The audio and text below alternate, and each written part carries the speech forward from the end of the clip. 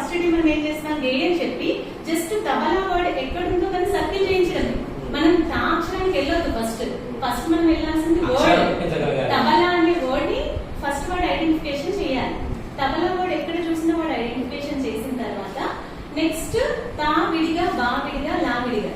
ఇది మనకు అంత ఈజీగా అవ్వదు. 1 వీక్ మనం టైం తీసుకున్నా అవ్వదు. నాకు దాదాపు ఈ 4 లెసన్స్ కూడా 4 నెలలు పడుతుంది సార్. కానీ ఆఫ్టర్ 4 months వాళ్ళు చాలా ఈజీగా గ్రాస్ప్ చేస్తారు. వర్డ్స్ అన్ని కూడా అట్లీస్ట్ 100 to 200 వర్డ్స్ వస్తాయి సార్. ఎప్పుడు ఇది ఫస్ట్ క్లాస్ ఎండింగ్. నేను ప్రాక్టికల్ గా గత 10 సంవత్సరాల నుంచి కూడా తెలుగునే నేను ఫస్ట్ క్లాస్ తీసుకుంటాను జనరల్ గా.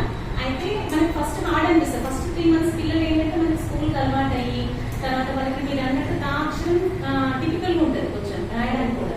అయితే నేను ఏం చెప్తా అంటే ఫస్ట్ ఆ అక్షరం వాళ్ళకి వస్తుంది. ఆలో నేను సగమే రాసి వదిలేసి ఇలా సగానికి ఆపితే లా, మళ్ళీ దీని నుంచి ఇలా రాస్తే దాని తర్వాత మళ్ళీ మోటివేషనల్ గా వాళ్ళకి చెప్తూ ఉంటే ఓవరాల్ గా ఆటోమేటిక్ గా చూసి రాయడం. అసలు అంతకుముందు మనం దిద్ద పెట్టించే వాళ్ళం కదా, చూసి రాస్తే వస్తుందా రాదా అనుకుంటాం. కానీ మన బోర్డు మీద రాసేటప్పుడు అబ్జర్వ్ చేయాలి. నేను రాసుకున్నాను, పిల్లల్ని నిలబెడతా సార్ విజిబుల్ గా. మన బోర్డు మీద రాసేది కనబడేటట్టు పిల్లల్ని నిలబెట్టేసి ఇలా రాసి నేను ఒక 10 times రాస్తా.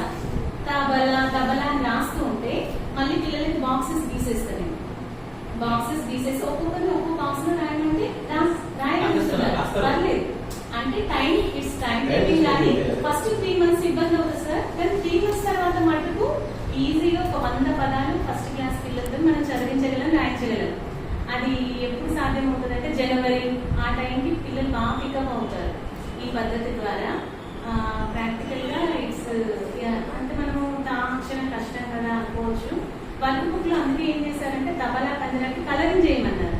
కలర్ చేసిన ఆ వర్డ్ ని చూస్తే పిల్లలకి అట్రాక్టివ్ ఉంటుంది. వాడే కలర్ చేసుకొని దాన్ని గుర్తుపెట్టడం. మళ్ళీ సెకండ్ లెసన్ లో ఇంకొక హార్డ్ టాపిక్ ఇంట్రడ్యూస్ చేశారు సార్. ఏంటంటే 0